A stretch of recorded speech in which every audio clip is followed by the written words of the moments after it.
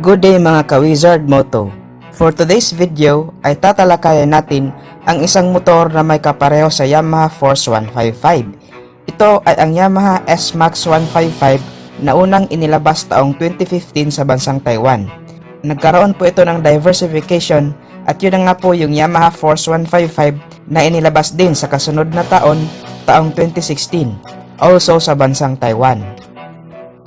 Mula noon hanggang ngayon, ang Yamaha S-Max ay isa sa pinakamabentang motor ng Yamaha, hindi lang sa bansang Taiwan, kundi pati na rin sa European country at Canada.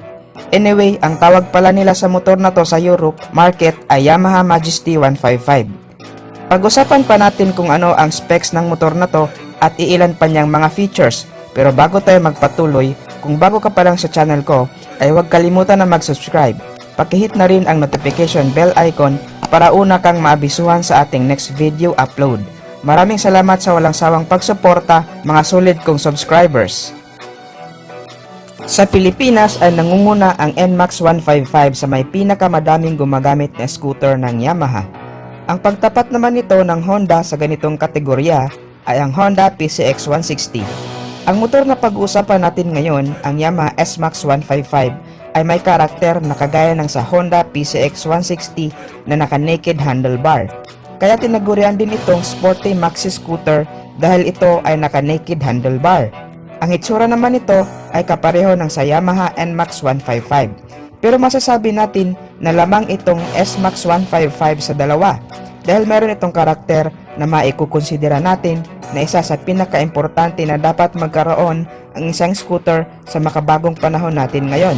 Ito ay ang flat floor footboard o mas kilala sa atin mga Pinoy na gulay board. So kung type mo ang motor na naka-naked handlebar at parang NMAX ang datingan and at the same time may gulay board, itong Yamaha S-Max ang nararapat para sa'yo. So far, ang Yamaha Philippines ay wala pa talagang scooter na 155cc category na may gulay board. Anyway guys, sa Pilipinas ay meron pala tayong isang scooter na halos kapareho ang itsura nitong Yamaha S-Max 155. Isa itong Singaporean brand, mamaya ay i-reveal natin yan. So ang S-Max 155 ay mayroon nga po itong middle flat floor footboard na wala sa NMAX at PCX. Very convenient kapag ikaw ay nagmamaneho. And at the same time ay mayroon ka pang paglagyan ng luggages. Isa din sa kagandahan ng motor na to ay ang kanyang suspension dahil naka-monoshock na po ang suspension niya sa likuran, which means na mas sporty talaga siyang tingnan compare sa PCX at NMAX. Very smooth ang kanyang suspension response pagdating sa malulubak na daan. Naka full LED na rin ang kanyang headlight, position light, daytime running light at tail light. Mayroon din itong mini compartment sa harap na pwedeng paglagyan ng gamit like wallet, pamunas, tubig at iba pa.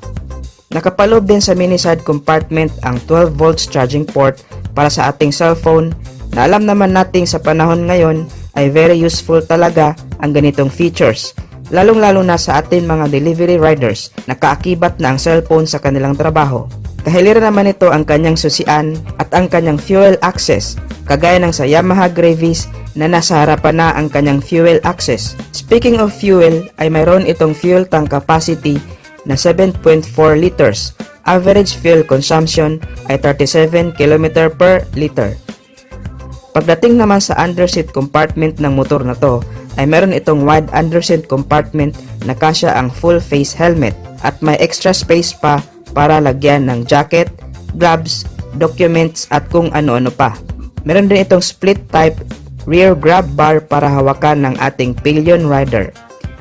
When it comes naman sa kanyang braking system ay very updated na talaga dahil bukod sa naka-disc brake na ang kanyang harap at likod ay mayroon na din itong ABS o anti-lock braking system both sa harap at likod. Ipiprevent po nito ang pagka-lock ng brake kung may biglaang pagpreno na maaaring magresulta sa pagkadulas at pagkadisgrasya. Pero importante pa din ang iba yung pag-iingat sa pagmamaneho dahil hindi rin talaga 100% guaranteed na safe ka sa features na to. Punta naman tayo sa sukat ng kanyang gulong. Meron itong 120 by 70 with 13 inch mag size sa harap, 130 by 70 with 13 inch mag size naman sa likod, all tubeless. Punta naman tayo sa pinaka-main ng motor na to, ang kanyang engine specs. Of course, meron itong 155 cubic centimeter engine displacement, 4-stroke, 4 valves, single overhead cam, single cylinder, fuel injected, liquid cooled at ang kanyang transmission type ay CVT. Starting system ay electric start at wala po itong kickstart.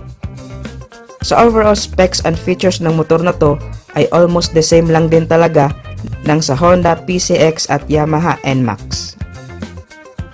Ang price pala ng motor na to sa Taiwanese money ay nasa 105,600 Taiwanese dollar at kung direkta nating i-convert ito sa Philippine peso ay medyo mahal sa kadahilan ng masyadong mahal din ang tax sa Taiwan.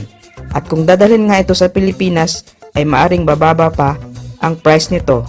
Ang estimated natin dito based sa kanyang specs at features ay around 145,000 to 155,000 pesos.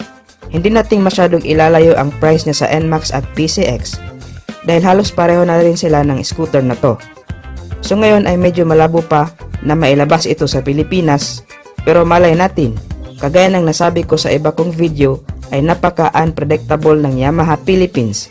Hindi pa rin natin maalis na maaari itong ilabas sa Pilipinas lalo pat wala pang 155cc ang Yamaha Philippines na may gulay board. Hindi kagaya ng sa Honda na mayroon na silang Honda Click 150 na may gulay board. Anyway, ang binanggit ko pala kanina na mayroon ang Pilipinas na kapareho sa Yamaha S-Max 155 na isang Singaporean brand ay walang iba kundi ang Fecon Slick 150.